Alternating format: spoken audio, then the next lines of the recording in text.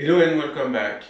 Today we're going to open the MSI Vector 17HX laptop for the first time. I just got it about an hour ago.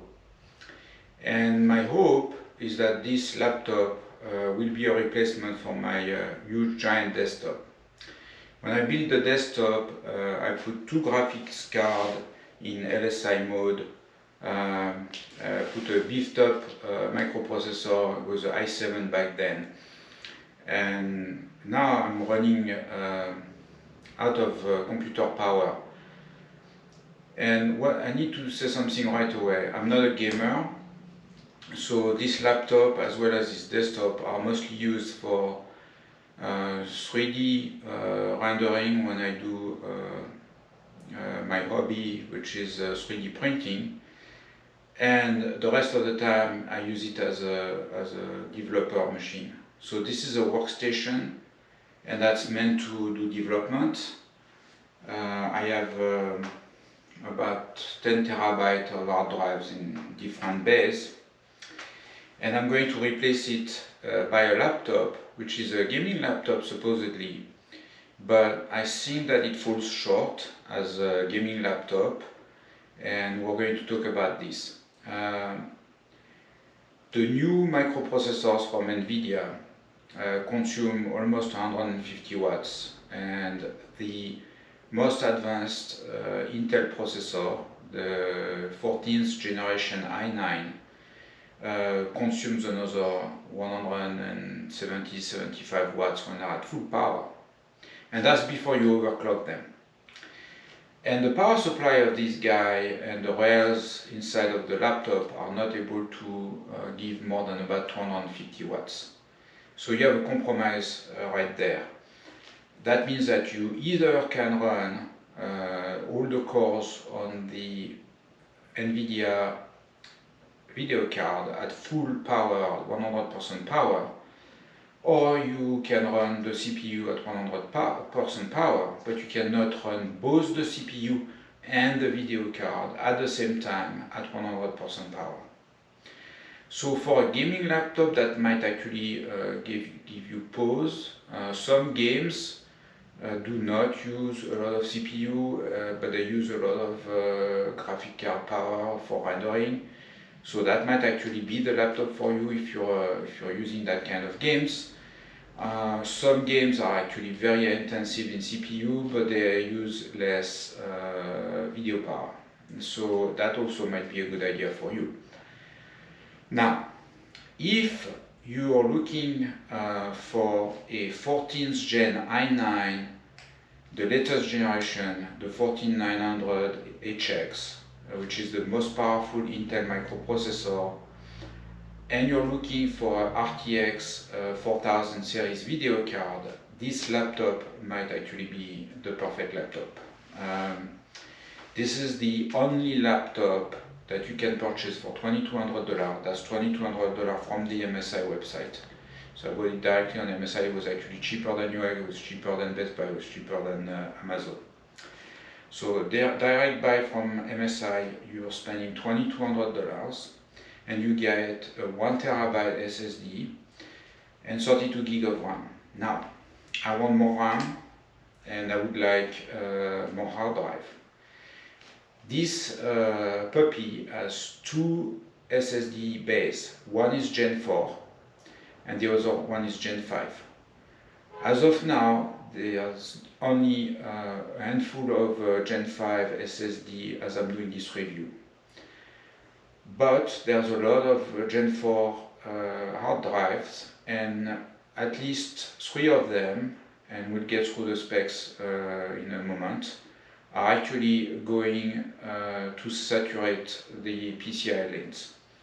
So in other words, there are actually at least three SSD that I know of that you can purchase that are actually going to take absolutely full advantage of the Gen 4 interface.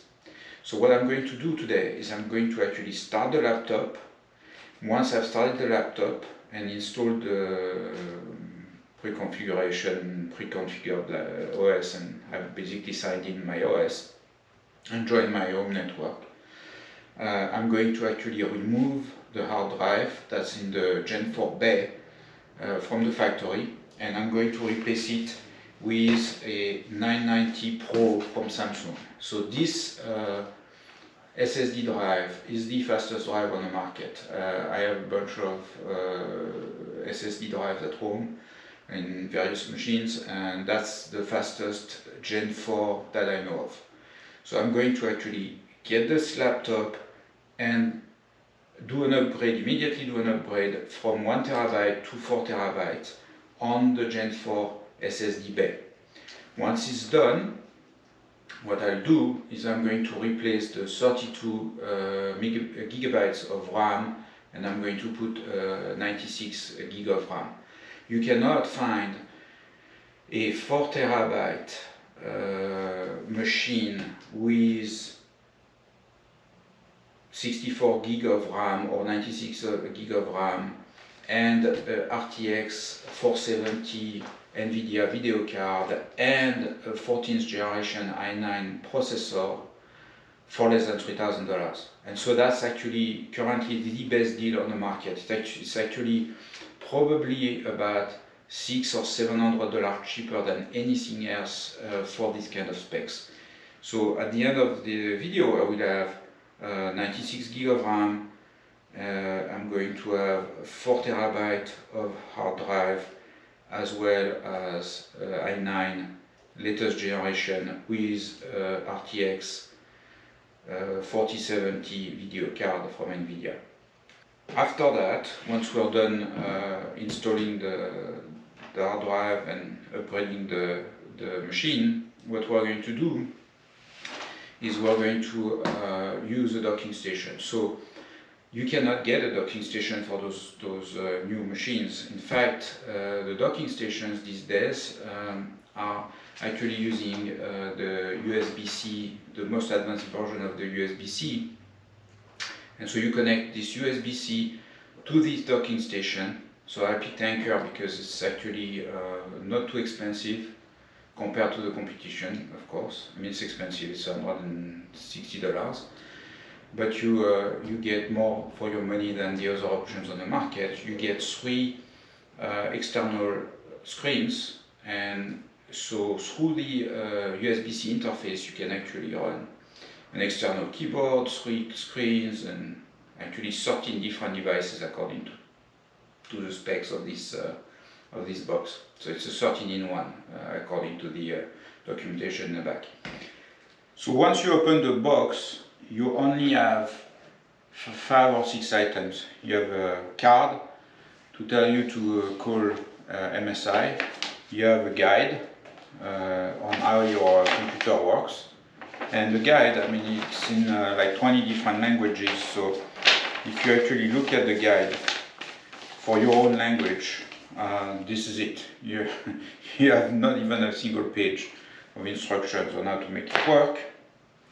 You get a power cord and you get a power supply, which is a huge brick. I'll weigh that later, and I'll put its weight on the video.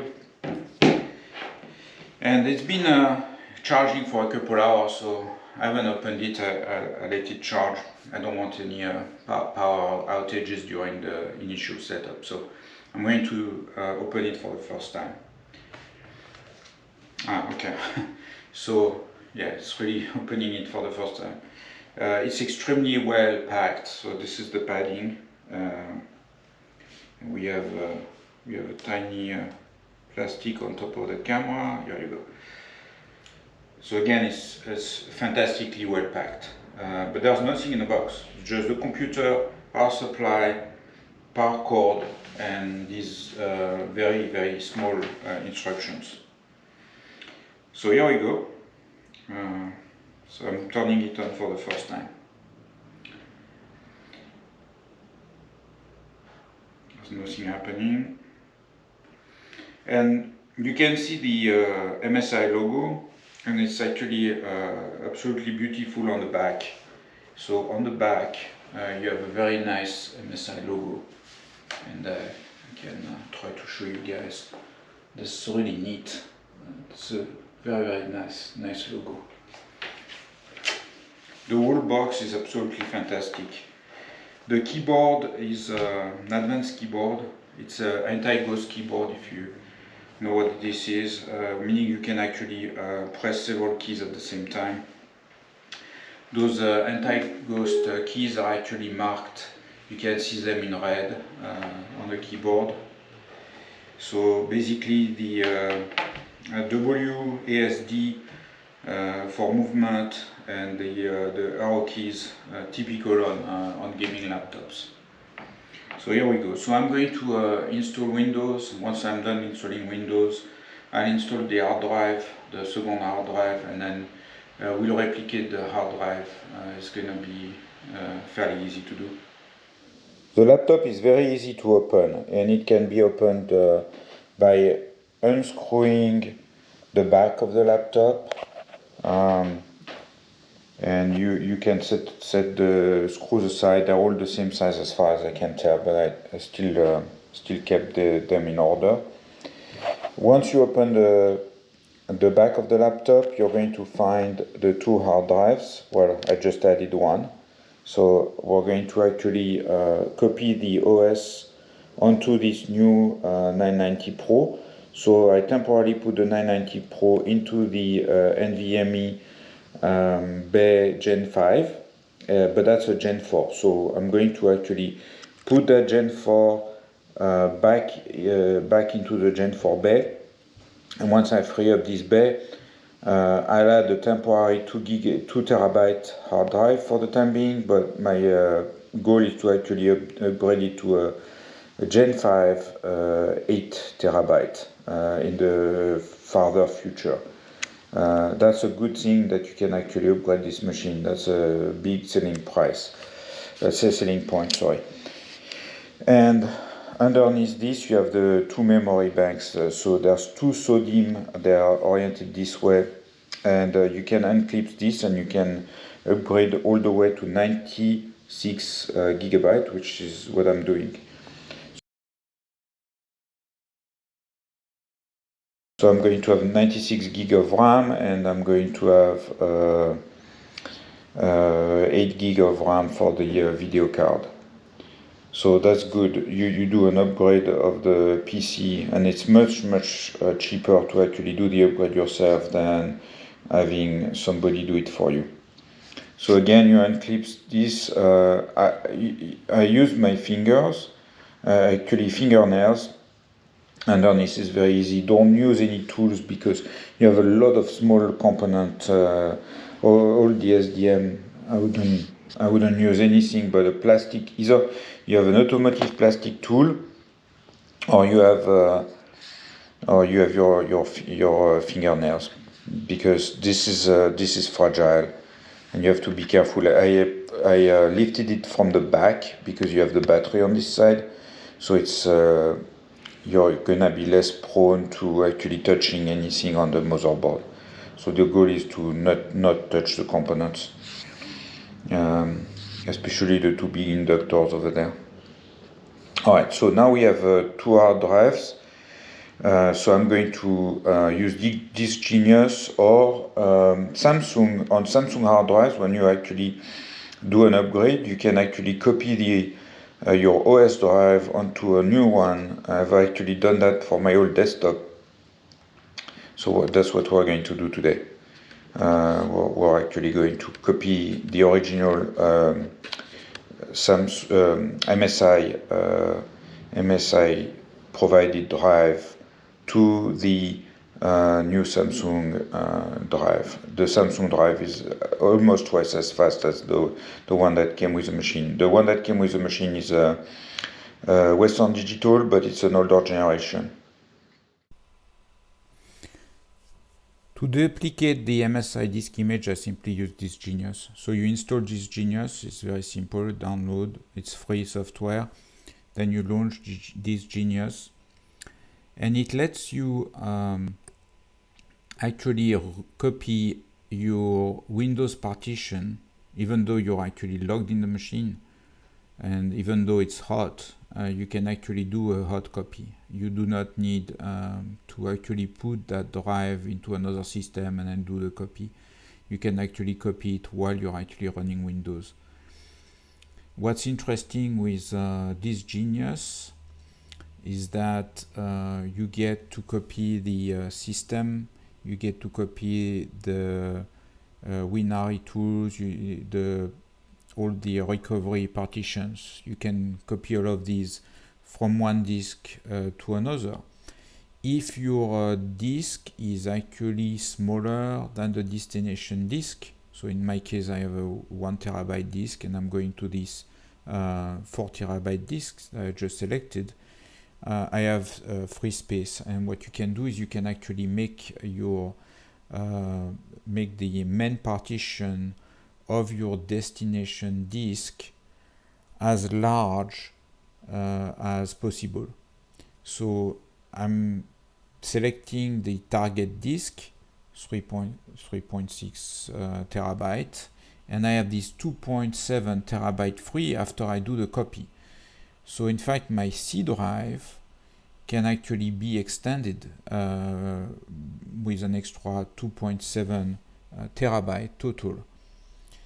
So this Genius has this advantage that you can actually copy all the system partitions as well as the main partition, and while you're actually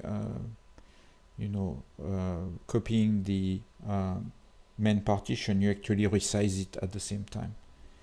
And it's extremely fast software, or actually as fast as of course your disks are. So I'm just going to run this, and as you can see, we can do that hot migration. We don't need to reboot in WinP. In other words, we can actually copy a disk while it's actually working on the disk itself. So it's kind of magical. So I closed all the apps while I was doing that because I wasn't sure if maybe the browser was actually going to cause trouble by writing to log files or something. And then you do this copy, and as you can see, this is real time. It's extremely fast, especially since my C drive was almost empty, right? So it only bothers to copy the files that MSI had loaded on their image. So I went from 30-something gigabyte image to a 4 terabyte in a matter of literally seconds. After the copy, later on, you won't see it in the video, but I actually deleted this Genius, and I would reinstall it if I have to do something else. And again, that software is actually free for personal use. You can actually do that. The alternative would have been to use the Samsung software. If you copy from any brand to Samsung, Samsung provides free software to do that. So you can actually do this, and it's actually the same thing. You can actually copy a C drive, you can copy a Windows partition drive onto a Samsung drive, a larger one presumably, as you're doing an upgrade. And I did that successfully on my former big desktop. I went from a 512 to a terabyte, 512 gigabyte to a terabyte drive. And again, in a matter of minutes, you actually put the two drives, you do the copy, you remove the old drive, and you're done. Or you swap them, so you make the old one a D drive, and that way you have a backup of your partition. So it's very effective. And I have another reason to do this. I'm going to keep that 1 terabyte drive, which is a Western Digital Gen 4. It's not very fast, but 500 megabytes per second read, and the one I'm installing is a 7,800 megabyte per second read. So I'm almost doubling the speed. But this is that way I have basically a backup of how the computer was when it came from the factory. So it's really good to do that as well. And it's much cheaper again. If I had done this, if I had ordered a 4 terabyte machine, first of all, they are not available, but even if they were, or if I pay a third party to do this upgrade, that upgrade cost me $400, but if I had some shop do it, it would have been $500 or $600. So it's actually very good.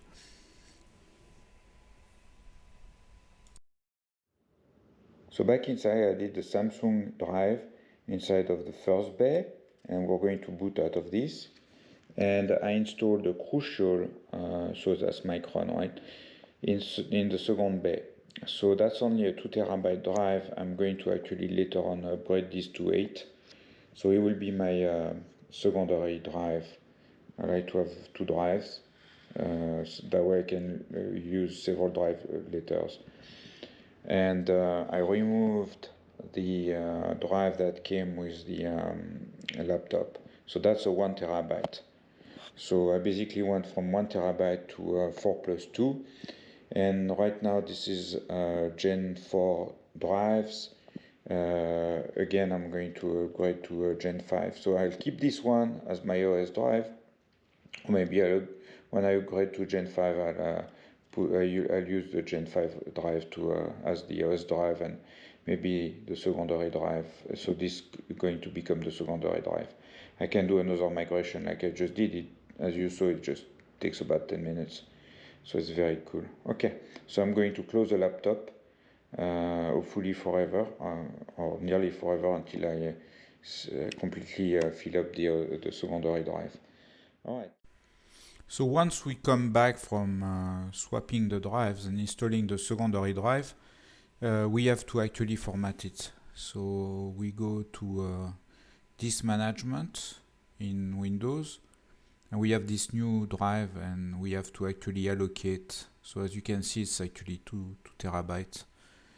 And we have to basically create a volume, allocate the whole size, so it becomes a D drive.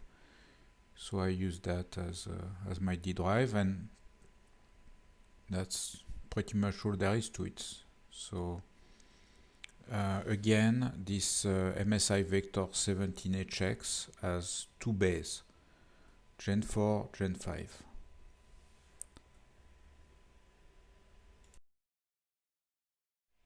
So before looking at performance, I would like to look at what bloatware came with the laptop. Bloatware is a big issue, I think, in the laptop industry. You can get a laptop with a ton of bloatware. MSI is notorious for packaging its laptops with unwanted apps. While I was actually installing this Genius and doing the main hard drive, when I duplicated my C drive, when I installed this Genius, I came across Norton 360 issues, of course, as usual. And I noticed that Norton is taking a lot of my CPU time. When I look at the CPU time in the task manager from the beginning, from when I turned on the laptop, if you look, you see that in the accumulated CPU time, Norton leads. It's actually incredible that it's even possible. So that is bad. So that's gonna be gone. So let's look at this. So those are the installs app. What we've installed on what MSI has installed. So I installed this Genius when I did the partitioning, and I installed the screen capture OBS Studio. But everything else is actually came with a laptop. So if you look, we have a lot of Intel and Microsoft, and that's fine. We want to keep those, except maybe some of the stuff like LinkedIn. Why do we need the LinkedIn app? I mean, we could go to a LinkedIn site. Microsoft 365, okay, fine. I mean, everything you can expect. And we have a few MSI apps as well. So MSI still hasn't gotten its act together. I've had MSI motherboards and I've used MSI laptops in the past, and it's been like this for 20 years.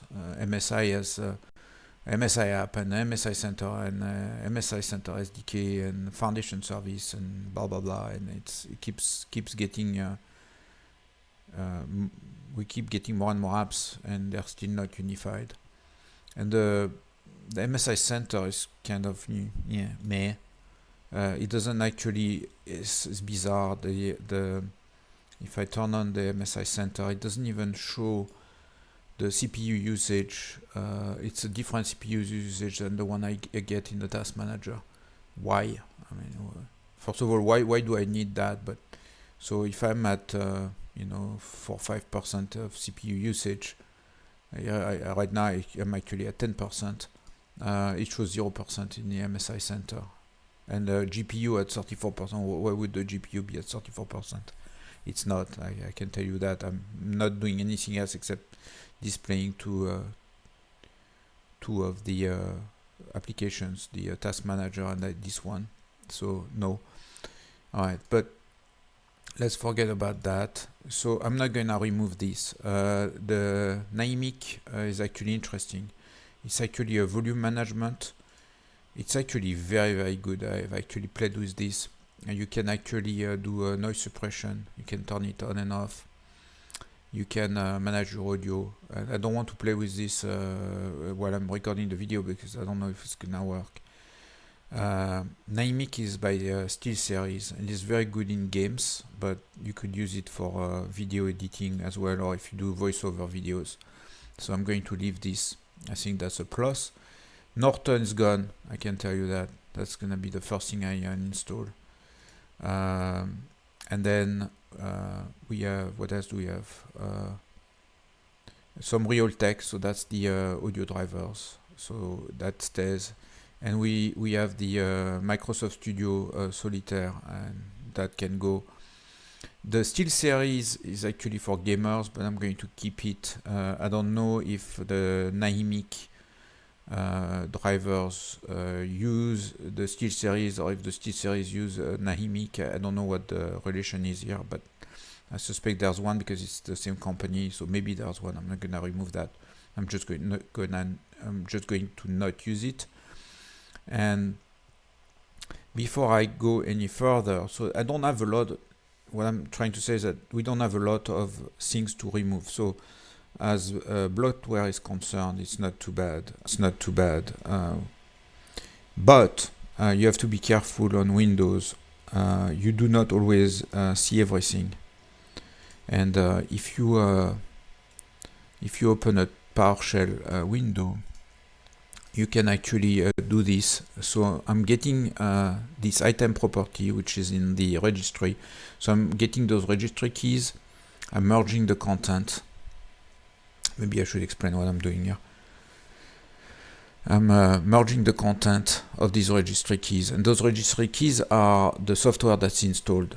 And it's actually more software than you can see inside of your settings for the software. So you're going to find more software than the installed apps. So if you look at the settings, it's actually a subset of what I just showed you. So bringing back PowerShell, I'm gonna go back and okay, so that's what I executed. So I'm going to paste again that. So it's basically I'm selecting some of those install date, publisher, display name, display version of all the software. Okay. So we will see a tiny bit more here, but that's not all. So as you can see, we have several Norton and so Norton there, and Logitech. So Logitech is when I installed my mouse. It came with the Logi Option Plus. It's actually a good thing. You can customize the mouse. And we have Rivet Networks, and that's the killer performance driver. That's for the networking, I believe. and you should see NVIDIA, sorry, Intel, and it's actually interesting. You don't see Intel here, but we have Intel software. So this is not complete. So this item property where you're supposed to see everything is not complete. The settings are not complete. I don't believe you see Intel in there, or do we? We should see the, okay, we do actually, Intel Killer Intelligence Center. So this thing is Killer Performance Driver. That's what shows up here in the Rivet Networks. So it's actually very good. I mean, I'm very happy. We only have one major piece of bloatware, and that's the Norton 360, which is absolutely atrocious. It's been popping up windows everywhere. Absolutely useless piece of software. I would highly recommend you remove it. It's supposed to be the Norton 360 for gamers, and it's optimized for gaming. I don't know what's optimized because it's actually slowing down my computer. I can tell already. And it's a brand new computer. I don't want it slowed. There's another thing you can do. You can do the get APX package.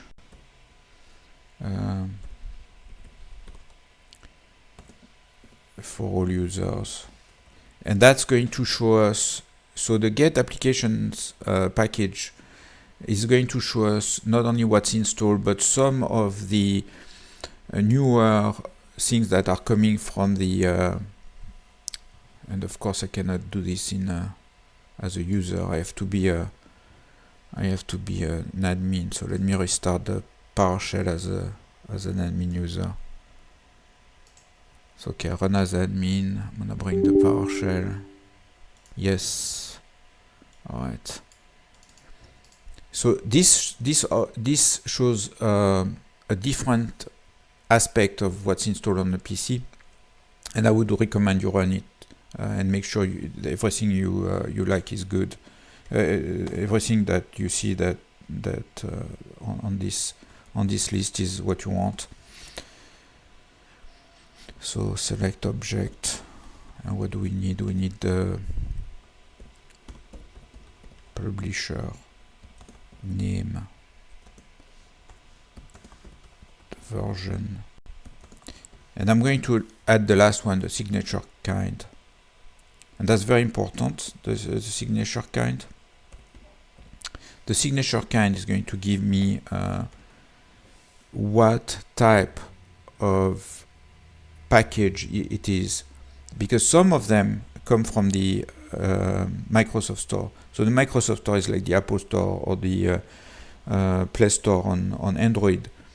So you get all the binaries on, I mean the x64, the Intel compiled code on that you see typically here as an install app, but there's also all the .NET stuff on new Windows machines, and that's going to be actually another set.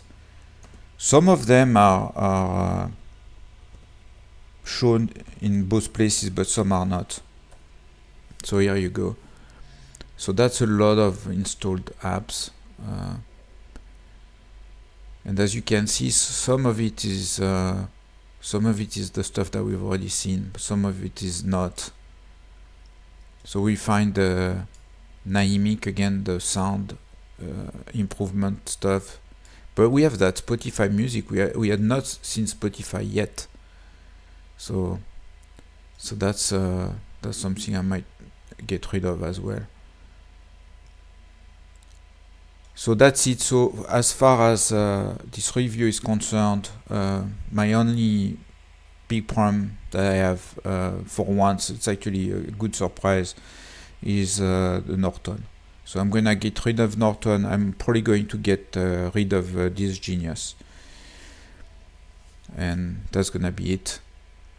Once I'm done with that, I'm going to install Visual Studio, and I'm going to test a bit the multi-core CPU as well as the multi-core GPU. I want to see how I can make them work. And the other thing we would like to see probably is how fast are, let's say, the Arduino IDE, which is notoriously slow, Visual Studio, and Visual Code, and maybe Tony Python are performing on this laptop.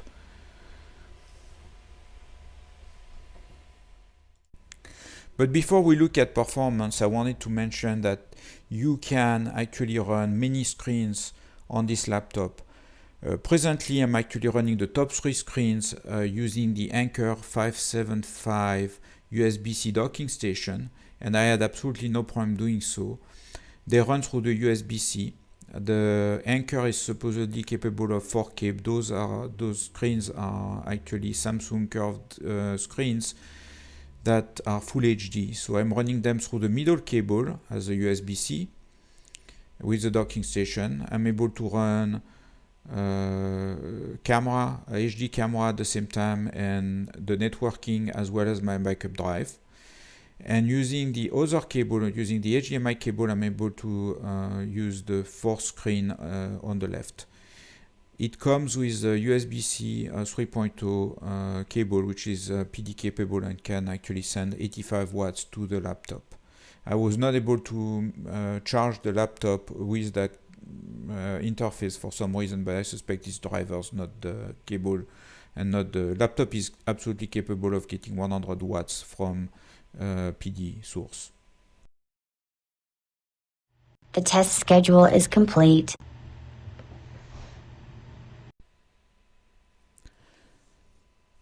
So as you can see, I ran Linpack. That was my first run. So Linpack is actually linear algebra pack, and it basically is used to multiply giant matrices and do a whole lot of stuff like normalizing matrices, stuff that takes a long time in linear algebra. I was able to max out the CPU, and it actually runs just perfect. You can actually get 100% CPU without actually completely saturating the wattage. So if you just run the CPU, no problem, you can go all the way up to 100% on Linpack. So that's, and the speeds at which it runs is exactly commensurate with the i9 from Intel. So you get exactly what you're supposed to get in terms of specs and speeds. So nothing to see there. And the other test that I did is I ran a memory test to see how hot the memory was going to get. And as you can see, I ran a 1 hour memory test, and I was able to bring the memory temperature to 75 degrees or so with the CPU at 100% as well. And no problem, there's nothing went wrong. I did 143 cycles on the memory test, which is really good performance. So in other words, the thermal, there's no thermal limitation when you run memory and CPU, no problem. The machine just runs perfectly. And you can, I speed up the test, of course, it's not very interesting, so just so you know, I ran that, and it's just very stable. There was no issues. If you heard about the Intel i9 stability issues, it definitely doesn't affect my laptop. It was Linpack succeeded just fine, the memory test as well. And in 2 weeks of playing with the laptop, I haven't had a single problem. I never ran into any driver issues or anything like that. The image is perfect, it's stable. The hardware is stable as far as I can tell. So that works great.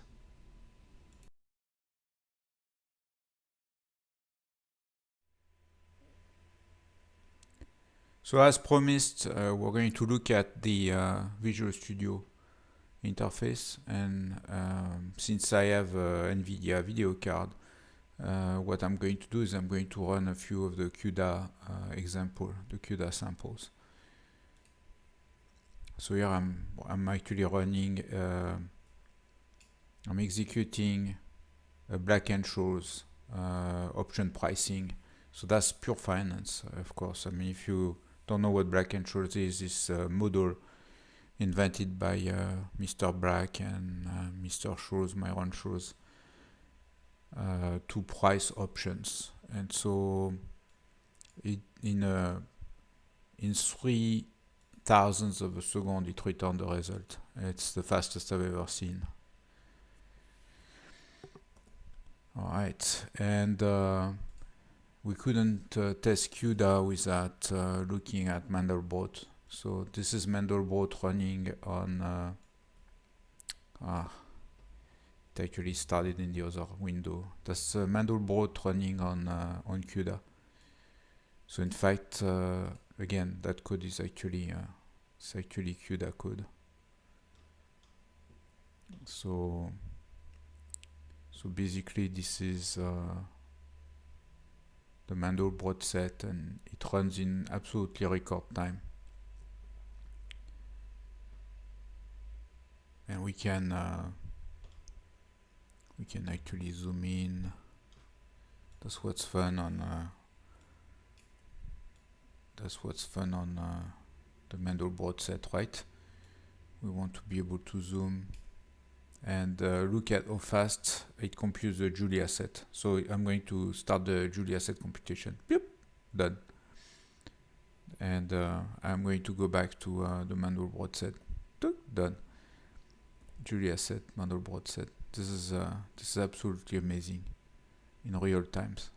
I mean, we're really running.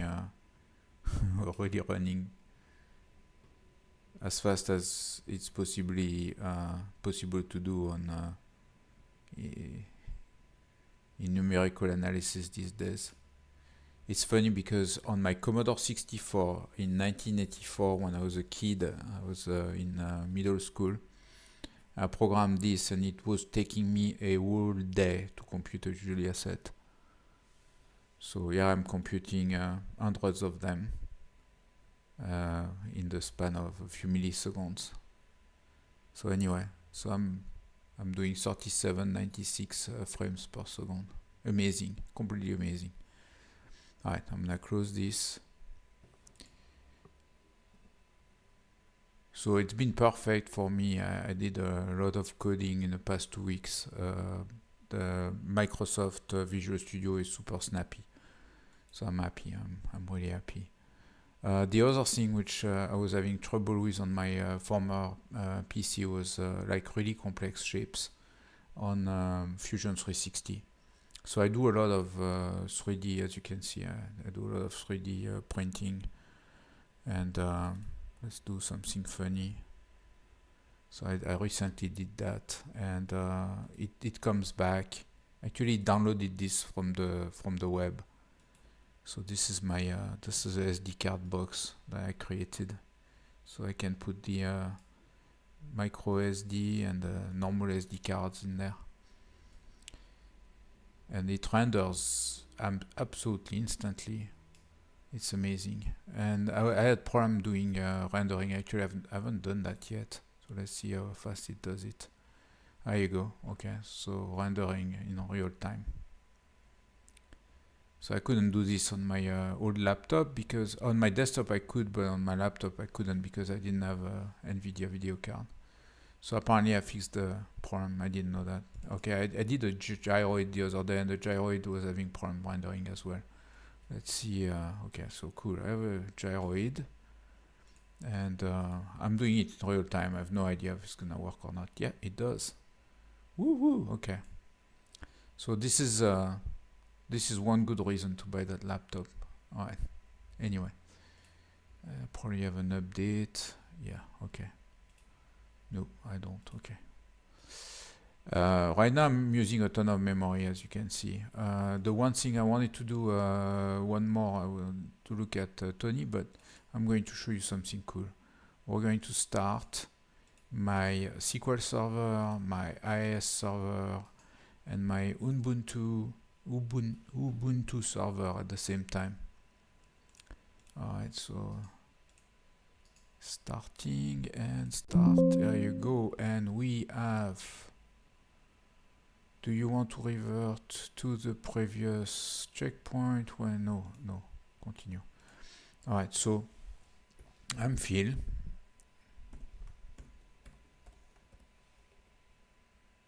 And I think that's my password.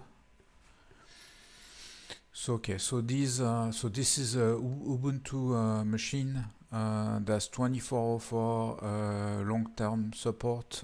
That's the Microsoft virtual machine that you get from Azure. So if you're on Azure, and then so this is my SQL server. So I can run a SQL server, a IIS server, and I can run Linux at the same time. And the new Linux is really cool. I installed Maxima for mathematics, and I installed the Leaks document processor to do math documents. It's running just fine. And all of this is actually running. So here I'm running in a VM, obviously.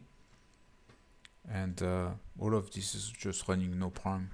So I set up 3 VMs. They're each using 8 gig of RAM, and they're using 4 cores. So you have 32 threads available on the processor.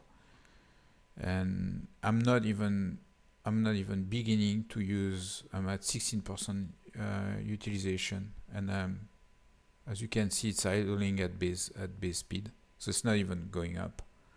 So it's really cool. It's really cool. All right, so let's do one last thing. Is let's run the Lorentz attractor on. Oh my God, it started on another window. Okay, so yeah, instantly. It wasn't even a second, and that's interpreted. I mean, this is Python. I mean, this is slow code. So I solved the differential equation with a ton of space, ton of path. In a few microseconds. So incredible, absolutely incredible. And rendering a 3D image. So that's working really great. So Tony is a bit slow. Tony is written in I believe Tony is written in Python itself. And it's just rendering great. So I'm super happy, very fast, very snappy. And I'm doing all of this while my 3 VMs are actually working. And I have a SQL Server 2022 running, and I have IIS running on this. So I'm actually running all of them at the same time. So there you go. I'm going to disconnect. I'm going to log off and power off. So the conclusion of this is that I could probably run 5-6 VMs. I don't see why I would do that, but because I only need a few Docker containers in there, and that's good enough. But I can definitely run Visual Studio, Visual Code, Python, and a couple other, and like 3 machines at the same time. So in conclusion, I would like to take you to the Vector 17HX page. So this is the model that I purchased, and there's something to notice. The specs are actually wrong. It's not a 16 inch screen that you get, it's actually a 17. The Vector 16 has a 16 inch full HD, but the Vector 17 has a 17 inch with QHD, so 2K.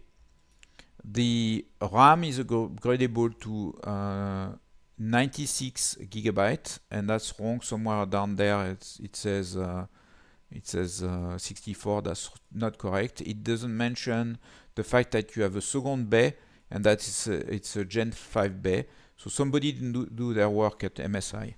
Actually, really poor work of just copy and paste. That's the price on MSI's website. It's actually very cheap. and you have promo, you can actually get that free shipping and free taxes and whatever. So that's the net price. I mentioned it's not a gaming laptop. However, you can actually game pretty fast on most games. So if it floats your boat, you could buy that. That's at 1080p, but the laptop is able to do 1440p and then 2K as well. So it would be a bit slower, but that means, you know, Fortnite at 65 frames per second, that's good enough. That's actually good enough for me. I don't play Fortnite, but if I was playing something, yeah, that would probably be Call of Duty, but I'd rather play on Xbox or on PlayStation. But anyway, long story short, the specs are wrong, the price is right. If you look at the specs, they're actually correct. So still a MSI website, they're correct when you do the specification. So if you go there, that's the various models. They have 4 models, so they have another smaller version of the 17 with the GeForce 4060 card, and that's the 4080 card, and that's the 4090 card. The 2 lower model come with 280 watt power supplies, and the top 2 model with 330 watt power supplies. That's the big difference. And the video card, of course. And that's the resolution of the screen. So you can do definitely Full HD for gaming, or you can do 1440p, or you can do 2K within that 16:10 ratio.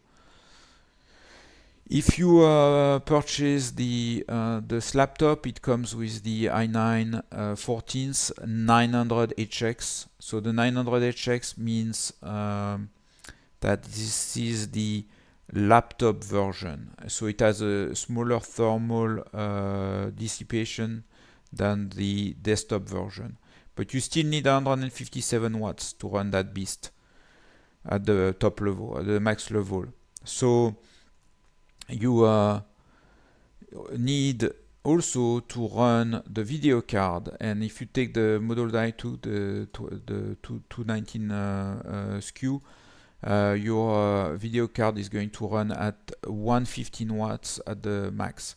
So you have 157 for the processor, 115 for the video card. So you're actually maxing out your power supply. You're never going to actually be able to run 100% both the CPU and the power supply at the same time. It's not gonna work. So to summarize, if you purchase the MSI Vector 17HX with the video card that I purchased, you're going to have some advantages, in particular the processor, but it's also going to be a con. So I'm putting it in both pro and cons, because this version of the processor as a desktop replacement is 9% slower than the 14900 KS that you would get on a desktop. You're going to get one of the best video cards on the market with 8 GB of DDR6 memory. You're going to get low performance SSD drive, but I'm really happy about that, because I would not have wanted to pay for a high performance 1 terabyte drive, because I wanted to change it to a medium performance SSD. I wanted to change it to a bigger SSD, higher performance. So that's a pro for me. You get a Gen 4 SSD bay. You get also a Gen 5 SSD bay. So for the time being, I put a Gen 3 2 terabyte disk in it. That's my D drive.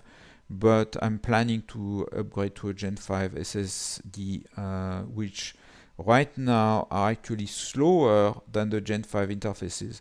So no SSD drive that I know of can actually transfer data at the speed of Gen 5 base.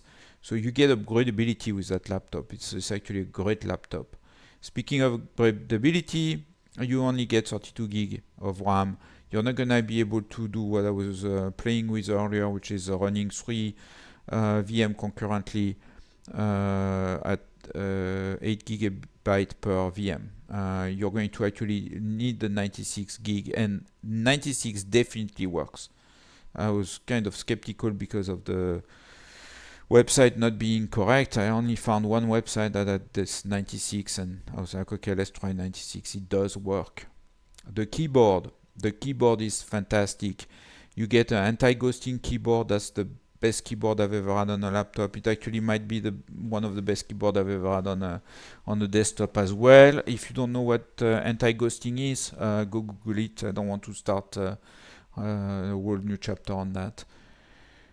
You are also going to have a big Pro with a screen. So do not believe MSI's website. The screen is definitely 17 inches. It's definitely QHD capable. So you're gonna get 1600 by 2500 and something. I forgot the go back in time on this video. You'll find it. No touch screen. So I've been touching the screen for like 2 weeks. So as I'm recording this last chapter, it's actually been 2 weeks since I've been playing with the laptop, and I've been writing those pros and cons every day. I have a small piece of paper next to my desk, and I've been writing, okay, what's right, what's wrong about this laptop.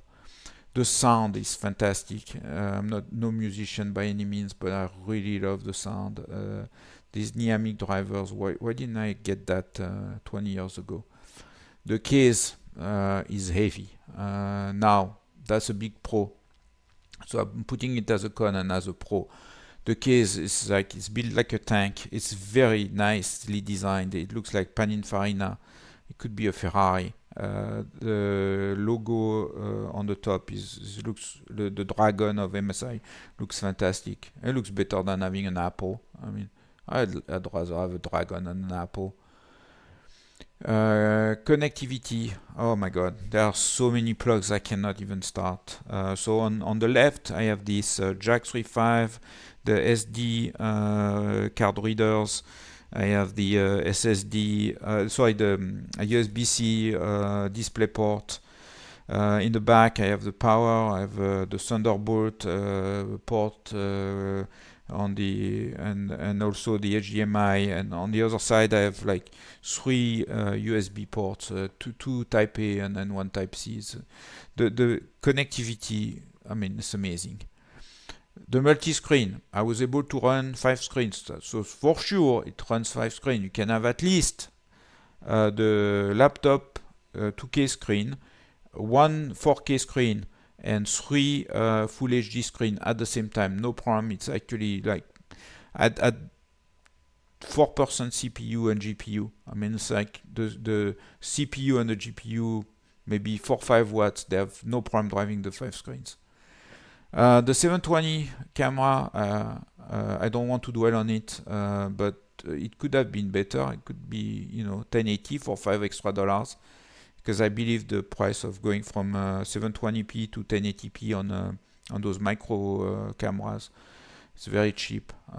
They could have gone 1080p. I'm nitpicking. I read a review saying that this laptop is very noisy, so I put very noisy. That's not my opinion. That's the opinion of pcgamer.com or whatever the website is. And it was very noisy when I turned it on.